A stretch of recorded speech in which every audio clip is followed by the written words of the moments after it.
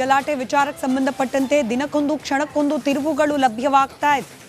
ಜನಾರ್ದನ್ ರೆಡ್ಡಿ ಅವರ ಮನೆ ಮುಂಭಾಗದಲ್ಲಿ ಇವತ್ತು ಬೆಳಗ್ಗೆ ಮತ್ತೊಂದು ಗುಂಡು ಪತ್ತೆಯಾದ ಬೆನ್ನಲ್ಲೇ ರಾಜಕೀಯ ಚಟುವಟಿಕೆಗಳು, ಪ್ರತಿ ಹೇಳಿಕೆಗಳು ಮತ್ತಷ್ಟು ಗರಿಗೆದರಿದೆ. ಜನಾರ್ದನ್ ರೆಡ್ಡಿ ಅವರ ಮನೆ ಮುಂಭಾಗದಲ್ಲಿ ಪತ್ತೆಯಾದ ಆ 9mm ಬುಲೆಟ್ ಯಾರ ಗನ್ನಿನಿಂದ ಹಾರಿದ ಬುಲೆಟ್ ಅದು? ಯಾರನ್ನ ಟಾರ್ಗೆಟ್ ಮಾಡಿ ಹಾರಿಸಲಾಗಿದ್ದ ಬುಲೆಟ್ ಅದು? ಎಲ್ಲ ಪ್ರಶ್ನೆಗಳಿಗೆ ಕಾರಣವಾಗಿದೆ ತನಿಖೆಯ ಭಾಗವಾಗಿ ಪತ್ತೆಯಾದ ಮತ್ತೊಂದು ಗುಂಡು.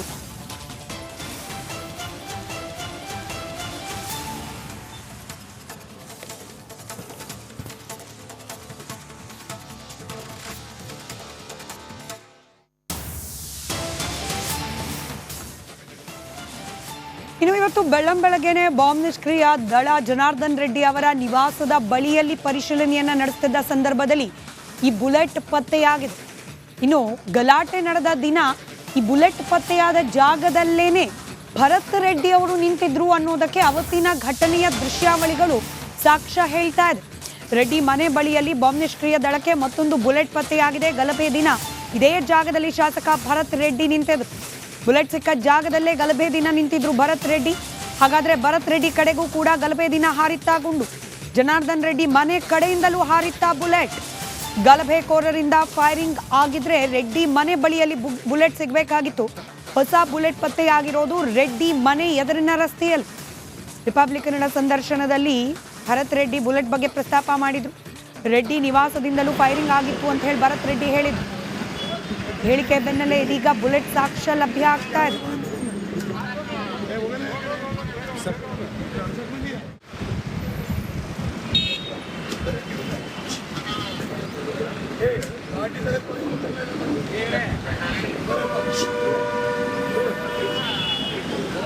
ನಾನು ಬಂದಿದ್ದ ತಕ್ಷಣ ಹುಡುಗರಿಗೆ ನೋಡಪ್ಪ ಈ ಥರ ಎಲ್ಲ ನಮ್ಮ ಕಾರ್ಯಕ್ರಮ ಐತೆ ಅಂದಾಗ, ಇಲ್ಲಣ್ಣ ಅಲ್ಲಿ ಸ್ಪಾಟ್ಗೆ ಹೋಗಿ ನಿಮಗೆ ತೋರಿಸ್ತೀವಿ. ನಾವೇನಂತ ತಪ್ಪು ಮಾಡಿದ್ದೀವಿ ಅಂತಂದರೆ ನೀವು ನಮ್ಮನ್ನು ಏನಂದರೂ ನಾವು ಅನಿಸ್ಕೊಂತೀವಣ್ಣ, ನಾವು ಏನು ತಪ್ಪು ಮಾಡ್ದಂಗೆ ಹೆಂಗೆ ತೆಗಿತಾರಣ್ಣ, ನೀವು ಒಂದು ಸರಿ ಬಂದು ನೋಡಂದರೆ ನಾವಿನ್ನೂ ಹೋಗೋಕ್ಕಿಲ್ಲ. ಅವ್ರ ಮನೆ ಮೇಲಿಂದ ಏನೋ ಕಲ್ಲುಗಳಿಂದ ತೂರಾಡ್ತಾರೆ, ಖಾರ ಪುಡಿ ಹಾಕ್ತಾರೆ, ಕಟ್ಟಿಗೆಗಳು ತೊಗೊಂಡು ದೊಡ್ಡ ದೊಡ್ಡ ಲಾಠಿ ಥರ ಕಟ್ಟಿಗೆಗಳು ತೊಗೊಂಡು ಮತ್ತು ಮೇಲೆಯಿಂದ ಫೈರಿಂಗ್ ಮಾಡೋರು. ನಾವು ಹೋಗಿದ್ದು ಏನು ನಡೆದಿದೆ ಅಂತ ಸಿಚುವೇಶನ್ ನೋಡೋಕ್ಕೆ. ಅಲ್ಲಿ ಇವರು ದುರುದ್ದೇಶ ಇಟ್ಕೊಂಡು ಇಲ್ಲಿ ಬಂದಂಥ ಸಂದರ್ಭದಲ್ಲಿ ನಾವೇನೋ ಒಂದು ಮಾಡಬೇಕು, ಮುಗಿಸ್ಬೇಕಂತ ಒಂದು ದೊಡ್ಡ ದಾಂಧಲೆ ಮಾಡಿ ಆ ಕಾರ್ಯಕ್ರಮವನ್ನು ನಿಂದಿರಿಸ್ಬೇಕಂತೇಳಿ ಇವ್ರು ಏನು ದುರುದ್ದೇಶವನ್ನು ಇಟ್ಕೊಂಡಿದ್ರು. ಆ ದುರುದ್ದೇಶದಲ್ಲಿ ಇವತ್ತು ಎಷ್ಟು ಜನಕ್ಕೆ ಇವರು ತೊಂದರೆ ಮಾಡಿದ್ದಾರೆ ಅಂತೇಳಿ ತಮ್ಮ ಮೂಲಕ ಹೇಳೋಕ್ಕೆ ಇಚ್ಛೆಪಡ್ತೀನಿ. ನಾನು ಬಂದಿದ್ದ ತಕ್ಷಣ ಹುಡುಗರಿಗೆ ನೋಡಪ್ಪ ಈ ಥರ ಎಲ್ಲ ನಮ್ಮ ಕಾರ್ಯಕ್ರಮ ಐತೆ ಅಂದಾಗ, ಇಲ್ಲಣ್ಣ ಅಲ್ಲಿ ಸ್ಪಾಟ್ಗೆ ಹೋಗಿ ನಿಮಗೆ ತೋರಿಸ್ತೀವಿ. ನಾವೇನಂತ ತಪ್ಪು ಮಾಡಿದ್ದೀವಿ ಅಂತಂದರೆ ನೀವು ನಮ್ಮನ್ನು ಮತ್ತಷ್ಟು ಡೀಟೇಲ್ಸ್ನೊಂದಿಗೆ ನಮ್ಮ ಪ್ರತಿನಿಧಿ ಸುರೇಶ್ ಚೌಹಾಣ್ ನೇರ ಸಂಪರ್ಕದಲ್ಲಿದ್ದಾರೆ. ಸುರೇಶ್, ಭರತ್ ರೆಡ್ಡಿ ಅವರು ಹೇಳಿದಕ್ಕೆ ಪೂರಕವಾಗಿ ಇದೀಗ ಅವ್ರು ನಿಂತಿದ್ದ ಜಾಗದಲ್ಲಿ ಬುಲೆಟ್ ಸಿಕ್ಕಿದೆ ನಿಜ. ಆದರೆ ಈ ಬುಲೆಟ್ ಅಂದರೆ ಘಟನೆ ನಡೆದ 2-3 ದಿನ ಆಗಿದೆ. ಅಲ್ಲೇ ಹಾರಿ ಅಲ್ಲೇ ಬಿದ್ದಿದ್ದ ಬುಲೆಟು, ಅಲ್ಲಿ ನಿಂತಿದ್ದ ಭರತ್ ರೆಡ್ಡಿನೇ ಟಾರ್ಗೆಟ್. ಇದನ್ನು ಪೊಲೀಸರು ಎಸ್ಟಾಬ್ಲಿಷ್ ಮಾಡಲಿಕ್ಕೂ ಕೂಡ ಸಾಕಷ್ಟು ಇನ್ನೂ ಕಠಿಣವಾದ ಹಾದಿ ಇದೆ ಅಂತ ಹೇಳಿ.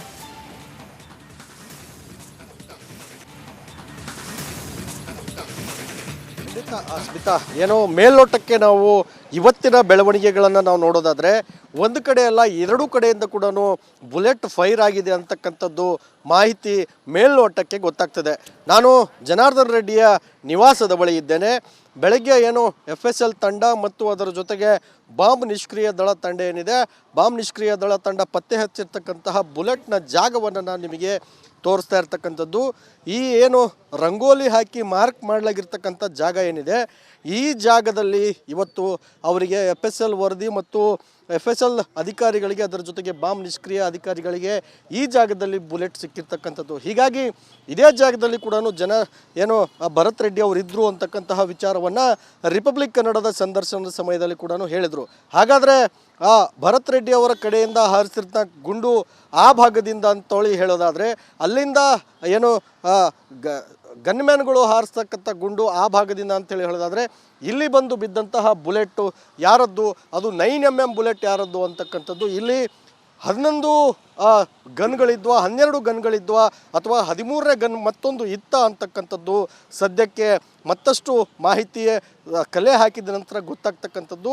ಇಲ್ಲಿ ಒಟ್ಟಾರೆ ಘಟನೆಯನ್ನು ನೋಡೋದಾದರೆ ಕೇವಲ ಒಂದು ಕಡೆ ಮಾತ್ರ ಫೈರ್ ಆಗಿಲ್ಲ, ಎರಡೂ ಕಡೆ ಕೂಡ ಫೈರ್ ಮಾಡಲಾಗಿದೆ ಅಂತಕ್ಕಂತಹ ಮಾಹಿತಿ ಮೇಲ್ನೋಟಕ್ಕೆ ಲಭ್ಯ ಆಗಿರ್ತಕ್ಕಂಥದ್ದು. ಇನ್ನು ಆ ಭಾಗದಲ್ಲಿ ನಾವು ನೋಡೋದಾದರೆ ವೈಟ್ ಹೌಸ್ ಏನಿದೆ, ಜನಾರ್ದನ್ ರೆಡ್ಡಿ ಅವರ ಮನೆಯ ಮುಂಭಾಗದಲ್ಲಿರ್ತಕ್ಕಂತಹ ವೈಟ್ ಹೌಸ್ಗೆ ಅಧಿಕಾರಿಗಳು ಹೋಗಿರ್ತಕ್ಕಂಥದ್ದು. ಬಾಂಬ್ ನಿಷ್ಕ್ರಿಯ ದಳದ ಅಧಿಕಾರಿಗಳು, ಅದರ ಜೊತೆಗೆ FSL ತಂಡದ ಅಧಿಕಾರಿಗಳು ಕೂಡ ಹೋಗಿ ತನಿಖೆಯನ್ನು ಮಾಡಿದ್ದಾರೆ. ಅದರ ಜೊತೆಗೆ ಅಲ್ಲಿ ಸಿಕ್ಕಂತಹ ಪುಡಿ ವಸ್ತುಗಳನ್ನು ಕೂಡ ಅವರು ಸಂಪೂರ್ಣವಾಗಿ ಕಲೆಕ್ಟ್ ಮಾಡಿ ತಮ್ಮ ಸುಪರ್ದಿಗೆ ಪಡೆದಿರ್ತಕ್ಕಂಥದ್ದನ್ನು ಕೂಡ ನಾವು ಗಮನಿಸಿದ್ದೀವಿ. ಹೀಗಾಗಿ ಇಲ್ಲಿ ಹಾರಿರ್ತಕ್ಕಂಥದ್ದು ಒಂದು ಕಡೆಯಿಂದ ಅಲ್ಲ ಬುಲೆಟ್ ಅಂತಕ್ಕಂಥದ್ದು ಸ್ಪಷ್ಟವಾಗ್ತಾ ಇದೆ. ಅದನ್ನು ಪೊಲೀಸ್ ಇಲಾಖೆ ಸ್ಪಷ್ಟಪಡಿಸಬೇಕು. ಯಾರ್ಯಾರ ಗನ್ನಿಂದ ಯಾವ್ಯಾವ ಬುಲೆಟ್ಗಳು ಹಾರಿದ್ದಾವೆ, ಯಾವ ಗನ್ಮ್ಯಾನ್ಗಳಿಂದ ಹಾರಿದ್ದಾವೆ, ಜನಾರ್ದನ್ ರೆಡ್ಡಿ ಗನ್ಮ್ಯಾನೋ ಅಥವಾ ಭರತ್ ರೆಡ್ಡಿ ಗನ್ಮ್ಯಾನೋ, ಅದರ ಜೊತೆಗೆ ಏನು ಸತೀಶ್ ರೆಡ್ಡಿ ಗನ್ಮ್ಯಾನೋ ಅಂತಕ್ಕಂಥದ್ದು ಸದ್ಯ ಪತ್ತೆ ಹಚ್ಚತಕ್ಕಂಥ ಕೆಲಸವನ್ನು ಪೊಲೀಸ್ ಇಲಾಖೆ ಮಾಡಬೇಕಾಗಿದೆ. ಸ್ಮಿತಾ. ಸುರೇಶ್, ಇದರ ಜೊತೆಲೇನೆ ಜನಾರ್ದನ್ ರೆಡ್ಡಿ ಅವರು ನೇರವಾಗಿ ನನ್ನನ್ನೇ ಕೊಲ್ಲಿಕ್ಕೆ ಟಾರ್ಗೆಟ್ ಮಾಡಲಾಗಿತ್ತು ಅನ್ನೋ ಆರೋಪವನ್ನು ಡೇ ಒನ್ನಿಂದ ಮಾಡ್ತಿದ್ದಾರೆ. ಭರತ್ ರೆಡ್ಡಿ ಅವರ ಆರೋಪ ನಮ್ಮ ಕಡೆಗೂ ಕೂಡ ಅದೇ ರೀತಿಯಲ್ಲಿ ದಾಳಿ ಆಯಿತು ಅಂತ. ಈಗ ಸಿಕ್ಕಿರೋ ಬುಲೆಟ್ ಭರತ್ ರೆಡ್ಡಿ ಅವರ ಆರೋಪಕ್ಕೆ ಎಷ್ಟು ಪೂರಕವಾಗಿದೆ ಅಂತ?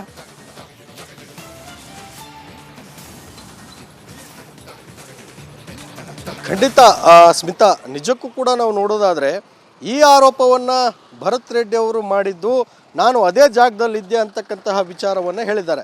ಹಾಗಾಗಿ ಅವರ ಮೂಲಕನೂ ಕೂಡ ಜನಾರ್ದನ್ ರೆಡ್ಡಿ ಅವರ ಮನೆಯಿಂದ ಅವರಿಗೆ ಬೀಳಲಿಕ್ಕೆ ಬುಲೆಟ್ ಬಂತ ಅಂತಕ್ಕಂಥದ್ದು ಕೂಡ ಪ್ರಶ್ನೆ ಆಗ್ತಿದೆ. ಆ ಆ್ಯಂಗಲಲ್ಲಿ ತನಿಖೆ ಆದರೆ ಆ ತನಿಖೆಗೆ ಅವರು ಹೇಳಿರ್ತಕ್ಕಂಥ ಪ್ರಶ್ನೆಗೆ ನಿಜಕ್ಕೂ ಕೂಡ ಈ ಒಂದು ಘಟನೆ, ಈ ಸಿಕ್ಕಂಥ ಬುಲೆಟ್ ಹತ್ತಿರ ಇದೆ ಅಂತಲೇ ಹೇಳ್ಬೋದಾಗಿದೆ. ಯಾಕೆ ಅಂತೇಳಿ ಹೇಳೋದಾದರೆ ಅವತ್ತು ನಡೆದಂಥ ಇನ್ಸಿಡೆಂಟಲ್ಲಿ ಕೇವಲ ಒಂದು ಕಡೆ ಅಲ್ಲ, ಎರಡೂ ಕಡೆಯನ್ನು ಕೂಡ ಫೈರ್ ಆಗಿರ್ತಕ್ಕಂಥದ್ದು. ಜೊತೆಗೆ ಎರಡೂ ಕಡೆಗಳ ಕೂಡ ದೊಣ್ಣೆ ಕಲ್ಲು, ಅದರ ಜೊತೆಗೆ ಕಾರ್ಪುಡಿ ಉಗ್ಗಿ ಹಲ್ಲೆಯನ್ನು ಮಾಡಲಿಕ್ಕೆ ಹೋಗಿರ್ತಕ್ಕಂಥದ್ದು.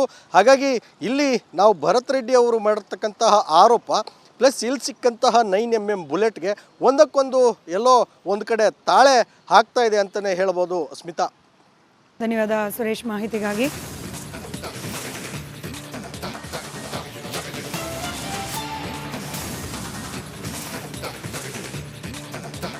ಆಗಿದೆ. ಯಾಕೆ ಅಂತೇಳಿ ಹೇಳೋದಾದರೆ ಅವತ್ತು ನಡೆದಂಥ ಇನ್ಸಿಡೆಂಟಲ್ಲಿ ಕೇವಲ ಒಂದು ಕಡೆ ಅಲ್ಲ, ಎರಡೂ ಕಡೆಯನ್ನು ಕೂಡ ಫೈರ್ ಆಗಿರ್ತಕ್ಕಂಥದ್ದು. ಜೊತೆಗೆ ಎರಡೂ ಕಡೆಗಳ ಕೂಡ ದೊಣ್ಣೆ ಕಲ್ಲು, ಅದರ ಜೊತೆಗೆ ಕಾರ್ಪುಡಿ ಉಗ್ಗಿ ಹಲ್ಲೆಯನ್ನು ಮಾಡಲಿಕ್ಕೆ ಹೋಗಿರ್ತಕ್ಕಂಥದ್ದು.